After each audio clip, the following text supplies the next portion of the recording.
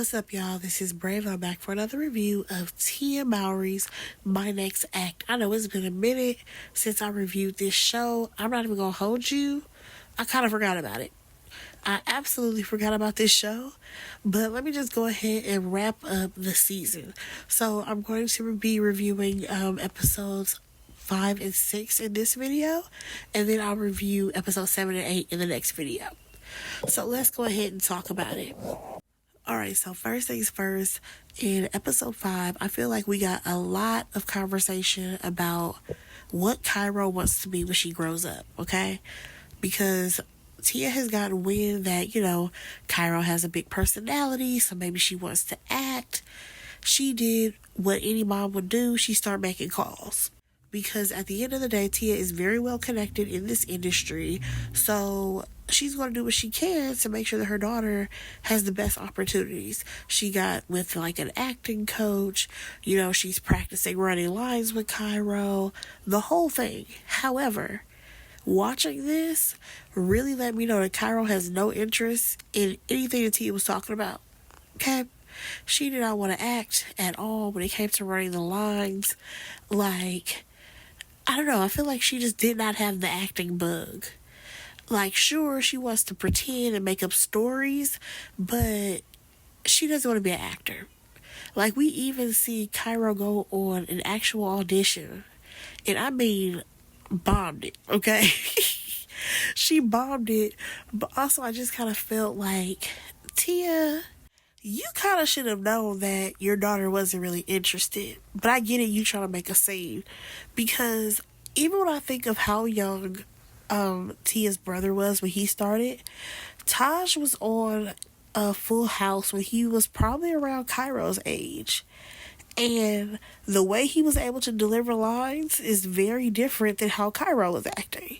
And I'm just like, you can tell that Cairo just wants to play and have fun. She not really taking this acting stuff seriously. You know what I'm saying? Now, one thing that I will say is that I was kind of surprised that Tia had this idea that because her mom was her manager, that she didn't want to be Cairo's manager. And I'm just like, but you know the ins and outs of this business. Especially at the age that Cairo is, I would think that you would want to be hands-on and involved.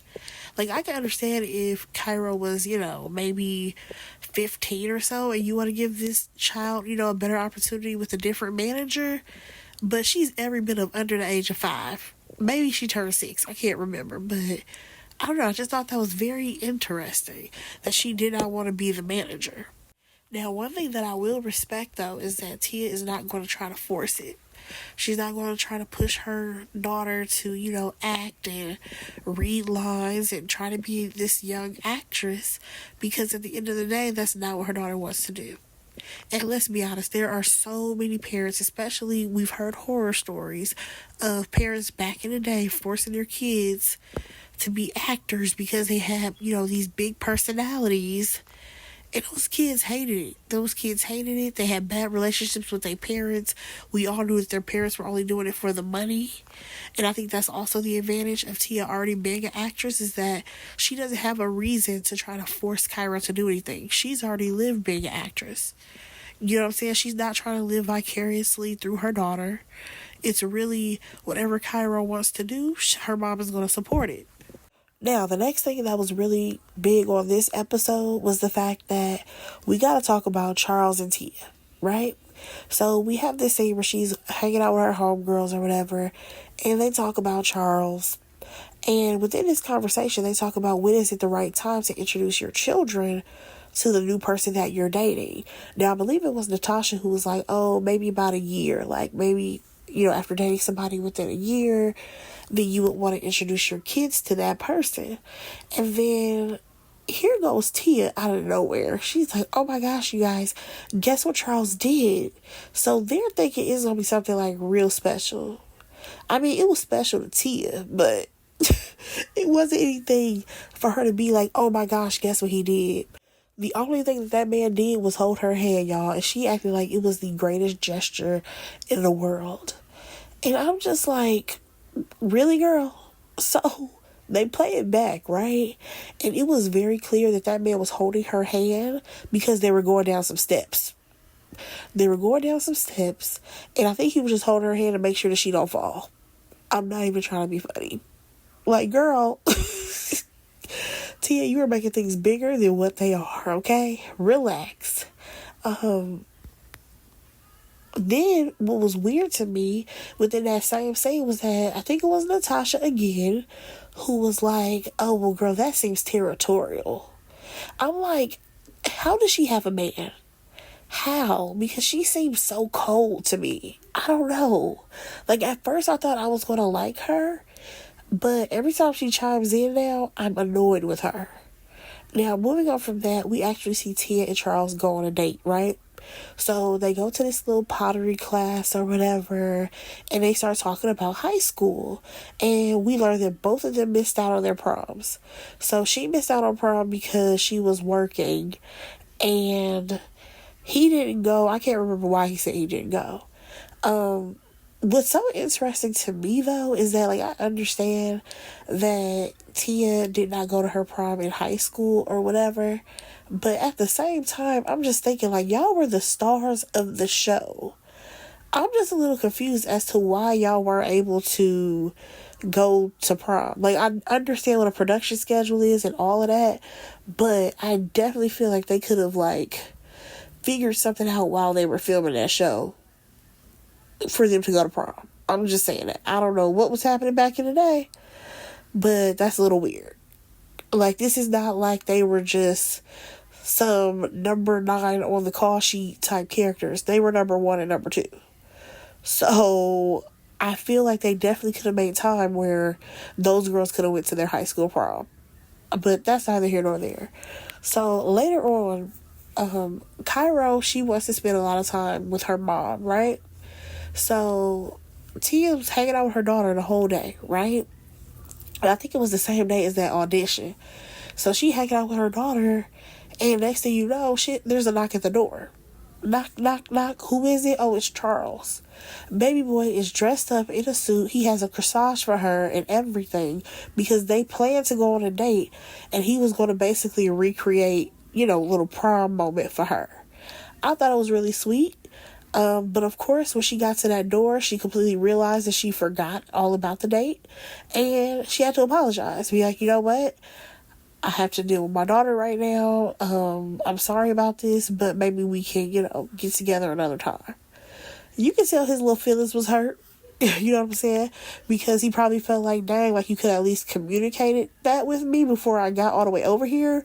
But he played it cool. Like, he was cool with it. Now, one thing that I really respected in this scene was the fact that Tia was like, you know what? I gotta spend time with my daughter. I have to reschedule with you. I love the fact that she put her daughter first. There's been too many times where we have seen people or heard of stories where it had this been a different person, not Tia, they probably would have been like, oh, you know what? I kind of forgot about that, but give me about 20 minutes. They probably would have called a babysitter so that way they can still go out with some man. But as we all know, Tia knows her priorities, okay? So we're going to go ahead and move on to the next episode, right? Because it got a little juicier on that one. So in episode 6, Tia, she goes on this audition, right? Now, we learned that she actually never auditioned for Sister Sister, okay? The show was basically created for her and Tamara, which is very rare, I must say. It's very rare that happens. But it was because somebody saw them when they were on set for her brother on Full House, which is really cool, actually. Like, for someone to see y'all and be like, hey, let's have a show about these two, that's dope. But nonetheless, she gets there and Billy Woodruff is there. Very, very big known producer and director in the industry. And he's like, girl, why are you here? So we learned that he worked with her on The Game before, and he's like, this character that you're here for actually reads much older, so it's not even a chance that you're gonna get this role at all. Now, one thing that I do find interesting is that in Hollywood, you do have sometimes in real life this person is like 45 years old, but then they still want them to play 30. Like, it's so weird to me. And I feel like even when it comes to like Tia and her acting, I would love to see her play, someone in her age range. I think it'll be interesting. But whatever. We move on and we see that Tia says that she's juggling a lot. And at the end of the day, she may have to let Charles go. Now, at this point, she's just contemplating the idea of letting him go, right? So next thing you know, we see her TV mom show up, Jack A. Harry. Y'all all know that we love her. And she always tells the truth and keeps it straight. Now, they first start the conversation talking about, how she's always been there for Tia. She's really like a second mom to her. And how, she always could tell the difference between Tia and Tamara just by their personalities. And then we get into the conversation of Tia and Corey, right? Now, I feel like Jack had kind of, she kind of hinted that at one point, Corey was making less money than Tia. And I brought that up, I think, in my first review of this show. And people were trying to tell me that I was oh so wrong, how Corey has been making all this money all this time. No. Tia was the breadwinner in that relationship. I know that for a fact, that she was the breadwinner for sure. Okay? So, like I've said previously, I feel like there has been a shift in the dynamics in that relationship, because within the last, maybe 7 or 8 years or so, Corey was booking a lot of projects and steady projects. So he was not always available, for Tia. He was doing his own thing as well. I feel like Tia has finally realized, though, while she's talking to Jack Hay, that she is on a self-healing journey. And yes, she may have thought that, getting out there dating, that's what she's supposed to do. But no, Tia has to find herself, because she even mentions how, she has Buddhas in her room, even though she has been brought up, in a Christian background. So I feel like she's on this self-healing journey. And I would have rather seen her go through, her everyday life trying to find out who Tia was, versus what we got on this show with her trying to find a man. I really wish that we could have saw that. But I digress. Jack A does give her some encouragement. She tells her that, listen, good things are coming. She's been through the storm. The good days, they're right around the corner. Now, moving on from that, Tia, she actually ends up telling Charles that, this is just not the right time for her. She's not ready to actually date. This has been fun, but at the end of the day, she knows it's not right to keep trying to date Charles, knowing that she not right. You know what I'm saying? Her mind ain't right. She's still trying to figure everything out. You know what I'm saying? A lot of things are still very new to Tia. So she needs to focus on that, which is what I wanted her to do this entire show. But that's not what we got. Okay? Now, moving on from that, here's the thing. We do see her and Jerome have this heart-to-heart conversation about her, thinking that she wanted to hurry up and find a partner, but realizing that's not what she needed. And I love that her cousin Jerome was always there to be like, listen, you do things at your own pace, you do things at your own time, and everything is going to be fine. Now, of course, she has to tell her homegirls that she broke things off with Charles. And then here comes Natasha. She's like, oh yeah, because, he was trying too hard. Like, I'm sorry, I don't understand that woman. Like, this is the guy that y'all chose. And then when he's actually showing up for Tia, you know what I'm saying, being nice to her, taking her out on dates, I feel like he has not been pushy. He hasn't done anything that was, like, wildly crazy for Natasha to have this energy. Like, are you mad because you couldn't get him? What's the problem here? But nonetheless, after that, Tia basically says that she just wants to focus on herself, finally. Which I'm just like, that's what this whole show should have been about, but whatever, girl. Jerome, we learned that he is going home, y'all. Jerome has been here for a couple of weeks, and baby, it's time for him to go home. Now, Tia, she wants him to come back every 2 to 3 months and stay for a few weeks. Now, I don't know what Jerome do for a living, But I don't know how that's gonna work out. I'm pretty sure he has a career and he has other things to do back home where he's staying at. Now, I will say this. Jerome has been great on the show. I love the way that he bonded with Cairo. It does make me wish that he was around a little bit more. You know what I'm saying?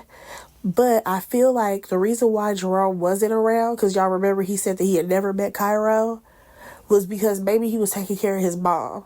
Because y'all know his mom had passed away from cancer. So maybe at that point he was taking care of his mom. So he wasn't able to, really pick up and travel and be up under Tia for weeks upon weeks. So we do actually see that Cairo and Jerome, they have like this little was it pancake date or whatever before he left, because he had to make sure that he said goodbye to Cairo, and it was a really cute moment. We actually see that Tia's kids, they were at their dad's house, right? So of course, what did she do? She has to invite her friends over. I said, you know what, Tia, how about the first step? The first step is you being in the house by yourself. Let's try that. Let's try you being in the house by yourself for a weekend, okay? And you find some things to do. Because you cannot keep calling your homegirls over because your kids ain't at the house.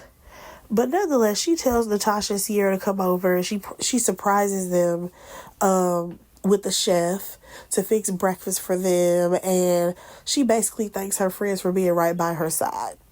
Alright, cool. Y'all, that was those 2 episodes. I feel like there's a lot going on in the beginning of this show. And as we're, closing out, getting to the end, it's kind of been more of slower episodes. But I digress. Y'all let me know what y'all thought about these 2 episodes. Go ahead and like, comment, and subscribe to my channel. And I will talk to y'all in my next review. Bye, guys.